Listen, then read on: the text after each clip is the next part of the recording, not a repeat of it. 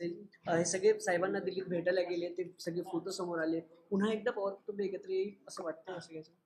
एकतर काल आदरणीय पवार साहेबांचा 84 संपून 85वा वाढदिवस काल दिल्लीमध्ये होता. त्यामुळे हा एक कौटुंबिक प्रसंग आहे आणि कौटुंबिक हे आहे. त्यामुळे वाढदिवसाच्या निमित्तानं अजितदादा असतील, रोहित असेल, सुनेत्रा वहिनी असतील, पार्थ आणि जय असेल, हे सगळे त्यांना भेटण्यासाठी आणि त्यांना नमस्कार करण्यासाठी, शुभेच्छा देण्यासाठी गेले होते. मला वाटत नाही त्याच्यामध्ये काही राजकीय कारण असू शकेल तसं. काही कार्यकर्त्यांची भावना आहे की कार्यकर्ते म्हणतात आता दोघी पवारांनी एकत्र आलं पाहिजे, पक्षाने एक असलं पाहिजे, दोन राष्ट्रवादीपेक्षा एकच राष्ट्रवादी असली पाहिजे, अशी कार्यकर्त्यांची भावना या निमित्ताने पुन्हा एकदा समोर. शेवटी कार्यकर्ता महत्त्वाचा असतो राजकारण करताना आणि त्याच्या भावना जाणून घेणं आणि त्याला त्याचं ऐकून घेणं ही सुद्धा राज्यकर्त्याची जबाबदारी असते. त्यामुळं कार्यकर्त्यांनी भावना व्यक्त केल्या त्या त्यांच्या बरोबर आहेत, कारण विखुरलेलं राहण्यापेक्षा एका मुठीने